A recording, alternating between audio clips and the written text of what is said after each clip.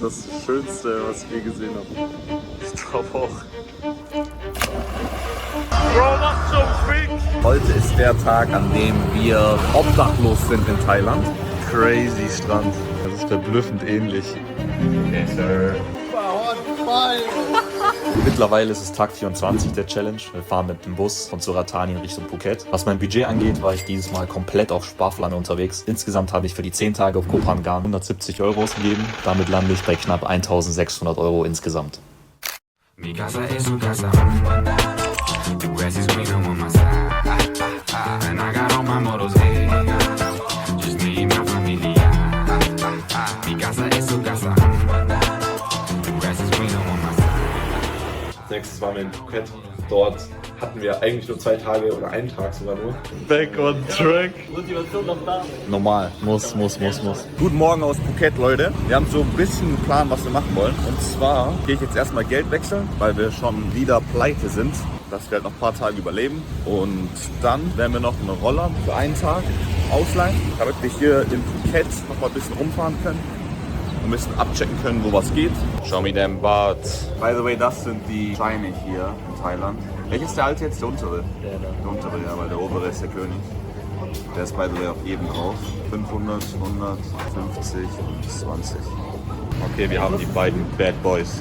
Gönnt euch einen Scooter, 5 € am Tag. Man kann fahren, wie man will. Wilder Westen, das Ding kann 120 fahren. Im Führerschein steht irgendwie bis 45 km/h. Die fahren hier zu 10 einfach hinten drauf. Wir haben eigentlich relativ schnell gecheckt, dass Phuket eigentlich so eine Familien-Urlaubs-Entspannungsgegend ist. Das ist der Großteil von Phuket. Und ansonsten hat man 1, 2 Gegenden mit sehr viel Party. Wir wussten, hier gibt es komplett krasse Hotels. Wir haben uns das angeschaut. Da ist ein 5-Sterne-Banger nach dem nächsten. So, wir sind jetzt gerade mal rübergefahren zum nächsten Resort, weil hier soll es anscheinend richtig krass sein. Und? Ja, das sieht gut aus. Sag ehrlich? Geil. Ja, die Hotels in Phuket waren geil. Was mir in Erinnerung geblieben ist, ist auf jeden Fall das eine mit diesen Kanus. Und vor allem am Tag davor hat Fedon das auf irgendwie TikTok gesehen. Und am nächsten Tag sind wir einfach drin. Das ist meistens krank. Oh mein Gott, sieht das geil aus hier. Diese ganzen Pflanzen, die auch runterhängen. Vom Balkon. Und da geht's jetzt rein. Willst du ein Wettrennen? Also, es gibt 2 Kajaks. Wir sind 3 Personen. Das klingt nach einem kompletten Rennen. Die Strecke, die werden wir jetzt gleich festlegen. Ich glaube, von da hinten einfach bis hier oder so, weil ab hier kann man eigentlich nur noch alleine durch. Das Ziel ist hier, diese Linie. Und man hat das Ziel erst dann erreicht, wenn das Ende vom Kajak halt durch ist.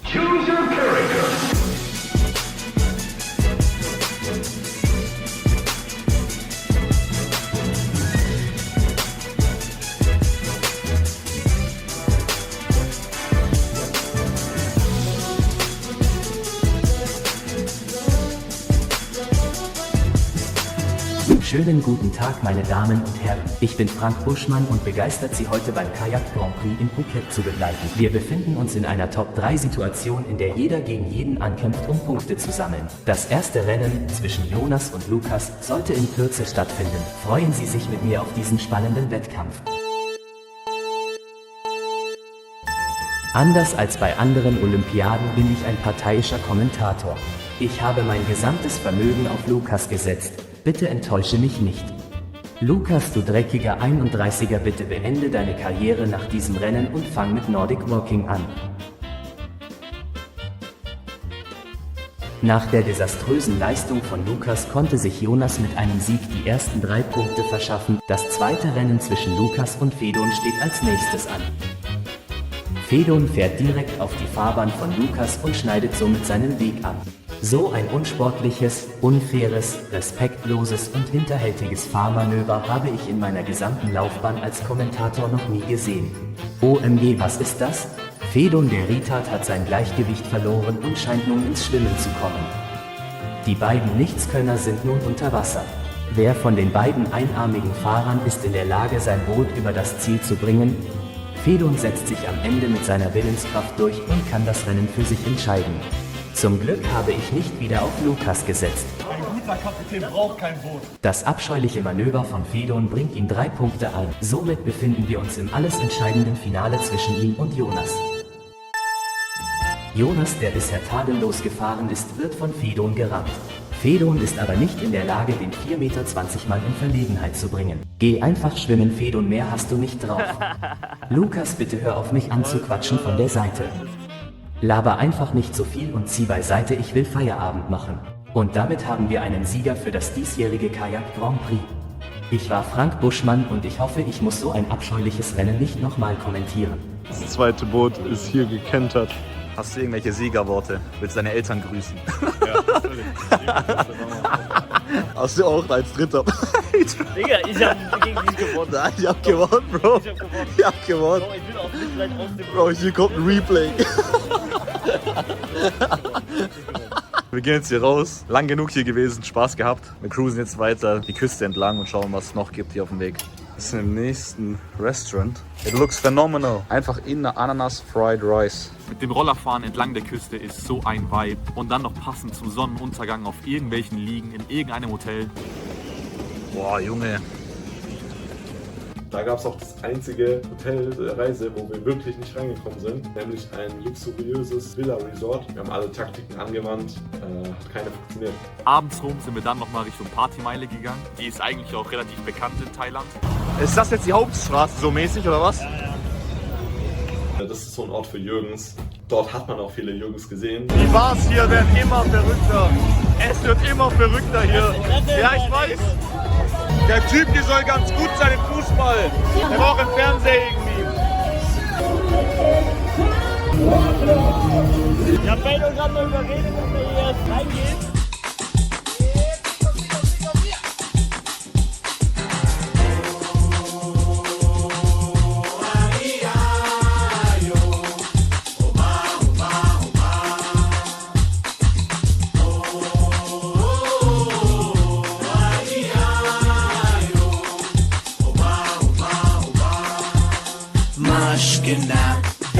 Black of peas came to make it hotter. We beat the fire starter. Bubbling up just like lava, heated like a sauna. Penetrating through your body armor. Rhythmically we massage ya. With hip hop mixed up with samba. Wir gehen jetzt in den Club Illusion.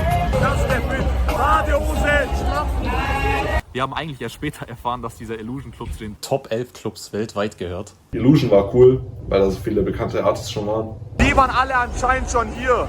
Marshmallow, Wiz Khalifa, A$AP Rocky, Tiger war auch hier.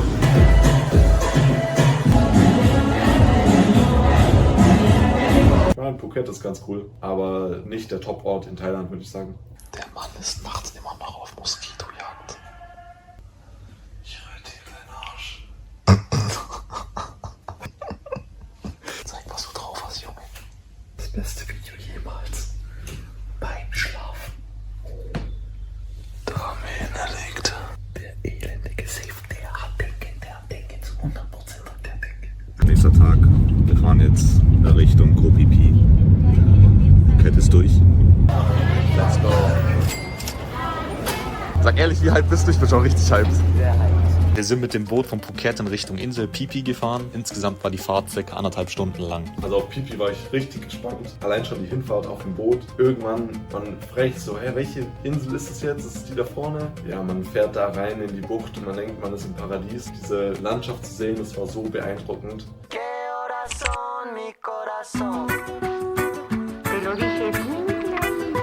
Permanece a la escucha. Permanece a la escucha. 12 de la noche en La Habana, Cuba.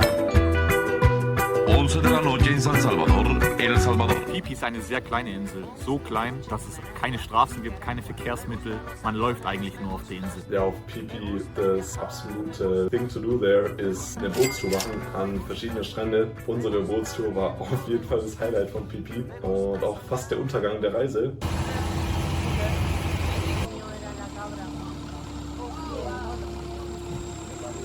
Last Island, let's go. Der eine chillt da auf dem Schild drauf.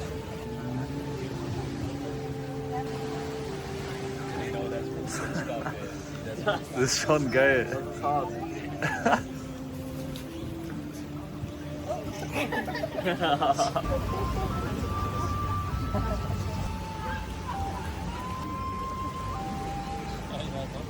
Hey, mein Kollege. Was klaut der? Was der klaut? Bro, dass wir dem auch nicht helfen, ist auch krass. Oha, oha, oha, oha. Seid ihr Deutsche? Was geklaut? Keiner hilft, die alle filmen.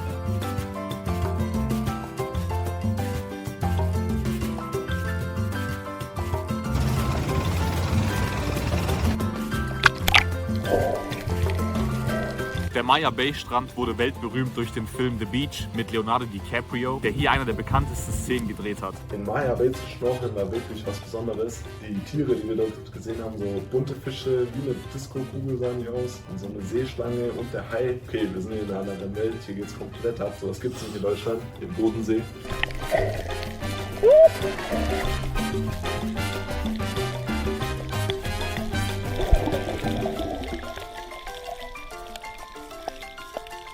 Die Weiterfahrt der Bootstour war dann etwas holprig. Wir werden fast gekentert. Also ich habe mich bereit gemacht zu schwimmen. Ich habe meine Schwimmbrille aufgezogen. Die Bootstour ist eine Katastrophe.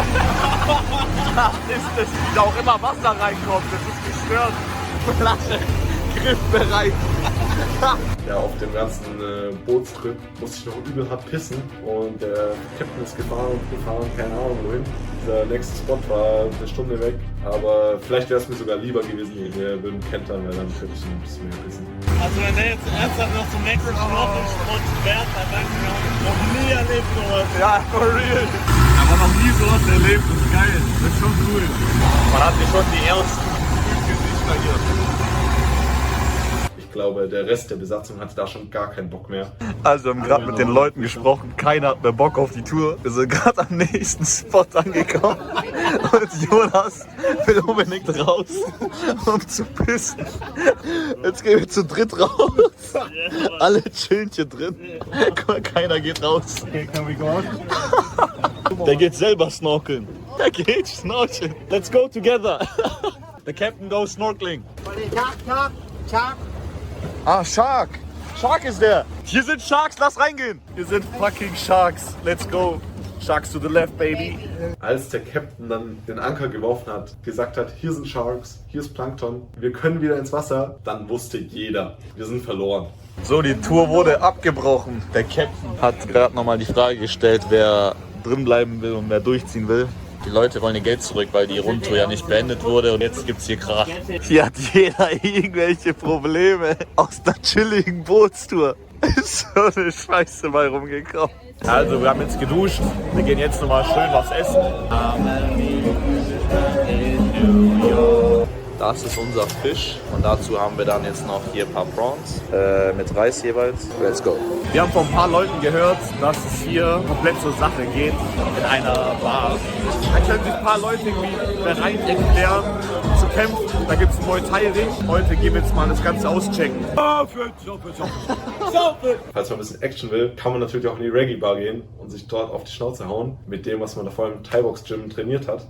Welcome to Reggae Kickboxing. Runde 2, let's go!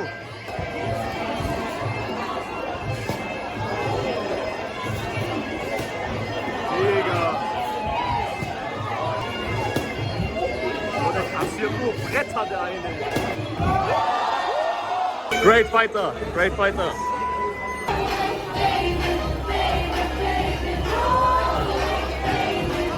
Neuer Fight! Neuer Fight! Was ist das, Digga? Es fängt wieder an mit der Renalo.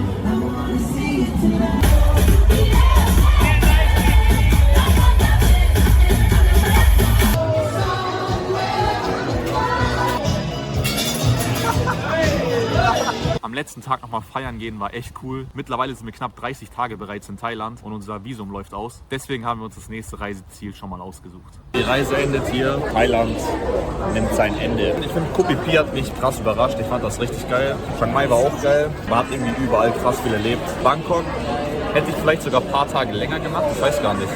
In Bangkok gibt es richtig viel zu sehen. Deswegen, ich glaube, da macht man nichts verkehrt, wenn man da hingeht. Vielleicht würde ich Koh Phangan ein bisschen weniger machen, ich weiß nicht genau. Aber man kann es auch mehr essen, schwer. An sich 30 Tage sind zu wenig, um Thailand zu sehen, würde ich sagen. Also so viele Inseln Und vor allen Dingen auch die Inseln, die man jetzt nicht auf der Liste hat, die würde ich halt gerne sehen. Ja, safe. Und dafür brauchst du dann nochmal länger Zeit. Man muss aber sagen, die ganzen Leute hier sind cool. Man kann richtig schnell connecten mit denen. Aber ja, ich würde es jedem empfehlen, auf jeden Fall nach Thailand zu kommen. Liebe Thailand, ich denke 20 Jahren seht ihr mich als Jürgen wieder. Es ist schon fast ein Monat voll. Wir sind aktuell am Flughafen. Damit verlassen wir Thailand in Richtung nächstes Reiseziel. Insgesamt habe ich in Phuket und Phi Phi um die 80 € ausgegeben. Damit habe ich die Hälfte meines Budgets aufgebraucht und bin bei 1.500 €. Schweren Herzens verlassen wir Thailand nach knapp einem Monat. Es war ein komplettes Abenteuer, jeden Tag etwas Neues erlebt und viele Bekanntschaften geschlossen. Für mich ist und bleibt Thailand eines der abenteuerlichsten und faszinierendsten Länder, die ich je bereisen durfte. Irgendwann werde ich sicher zurückkehren, aber jetzt beginnt ein neues Kapitel. The weather cold, the weather so chill, chilly, Willy, Penguin Feather Road. Cause I'm sipping pro. Wir sind hier in einem neuen 5-Sterne-Resort. Wir haben auch schon Freunde gemacht. Fedon spielt nämlich gerne mit den kleinen Jungs. They only killing time, another second gone. I heard your man at home, now you melatonin, but you acting young. Lukas wird gefickt. Der Mann wurde beschnitten. Nein, Spaß. Welcome to Malaysia, Kuala Lumpur. Das ist so geil hier. Geh mal auf den ruhigen, Digga. Mach mal den ruhigen. Das ist gestört hier.